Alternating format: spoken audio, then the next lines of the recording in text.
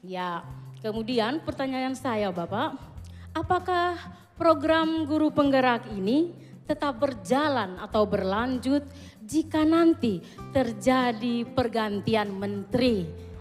Terima kasih Bapak. Ini pertanyaan sangat berat juga untuk dijawab. Ya samalah, kecemasan saya dan kecemasan Bapak Ibu di sini sama kan. Ya kan kita semua cemas, kita berlari seperti ini. Gimana nanti kelanjutannya, ya kan, setelah 2024 dan lain-lain. Nah ini merupakan, jangan khawatir karena ini juga kecemasan kami, bukan hanya Bapak Ibu. Karena ini saya dapat pertanyaan ini dari Sabang sampai Merauke, pokoknya saya di semua daerah, sampai ke daerah perbatasan pertanyaannya selalu ini, gimana Pak kalau kita udah terus maju seperti ini, gimana caranya Mas Menteri kita memastikan bahwa ini lanjut. Oke, pertama, semua kebijakan yang kita buat Bapak Ibu, semua kebijakan yang kita buat selalu di awalnya kita menanyakan diri kita sebagai tim di Kemendikbudristek, kita selalu menanyakan ini seberapa sulit atau mudah diputar balik. Sebelum kita meluncurkan suatu inisiatif, kita selalu menanyakan ini semudah atau sesulit apa untuk diputar balik. Jadi setiap inisiatif yang kita lakukan itu selalu kita desain, kita buat, kita rancang agar sulit diputar balik, ya, sulit dihilangkan. Nah sekarang coba saya tanya beberapa hal. Guru, kalau misalnya sudah ada 50 sampai 100 ribu guru penggerak, ya, dan mereka sudah menjadi, mungkin setengah dari mereka sudah menjadi kepala sekolah dan pengawas. Itu mau mau kebijakan berubah pun bagaimana itu bisa berubah. Mereka sudah di dalam posisi-posisi kepemimpinan, mereka akan mendorong perubahan.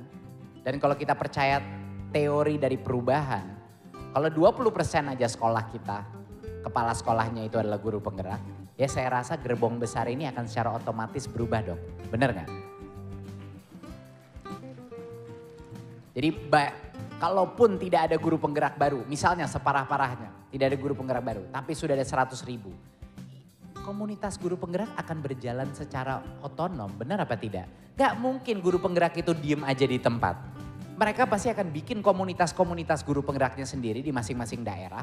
Dan mulai mendorong programnya sendiri di daerah, bener gak? Guru penggerak masa nunggu aba-aba dari pusat, gak bakal kan? Jalan duluan dong, itu namanya guru penggerak. Nah itu mungkin satu. Kedua, ya memang waktu saya jadi menteri ganti kurikulum. Ya saya mengaku ganti menteri ganti kurikulum. Tapi bayangkan kurikulum kita kan belum diubah dari tahun 2013. Ya benar-benar ada berbagai macam keluhan yang saya dapat dari guru-guru mengenai itu, jadi harus kita perbaiki. Tapi alangkah susahnya bagi kurikulum itu diganti lagi. Itu menurut saya akan sangat sulit. Kurikulum Merdeka menurut saya akan menjadi kurikulum yang relevan untuk jauh ke depan. Kenapa? Karena ini kurikulum yang paling fleksibel yang pernah ada. Paling fleksibel. Benar-benar guru diundang untuk menjadi co-kreator dari kurikulum tersebut. Kalau anak-anak semua sudah senang dengan project based learning, siapa yang berani mengambil hak itu balik dari anak-anak kita? Siapa? Bener gak? Itu akan sangat sulit untuk menarik itu. Kedua adalah kalau misalnya kurikulumnya sekarang itu memberikan kesempatan guru untuk mundur dan itu menunjukkan bahwa di sekolah-sekolah, di daerah-daerah 3T, di daerah-daerah terpencil ternyata mereka bisa mengejar ketertinggalan karena kurikulum Merdeka. Siapa yang akan mengambil hak itu kembali dari guru-guru? Menurut saya akan sangat sulit. Siapa yang dengan 1,6 juta guru sudah menggunakan platform Merdeka Mengajar, siapa yang akan berani menarik platform itu dari guru-guru? Susah kan? Kalau tiba-tiba saya matikan aplikasi itu besok, protes nggak Bapak Ibu? Protes kan? Nah ini makanya, itu penjelasan saya adalah, iya memang saya juga khawatir dan cemas sama seperti Bapak Ibu. Tapi jangan khawatir karena tahu kenapa?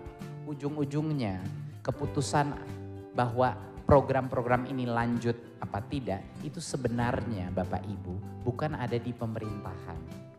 Keputusan itu ada di masing-masing hati Bapak Ibu guru, orang tua, murid, mahasiswa dan dosen yang sudah menjadi bagian dari gerakan ini.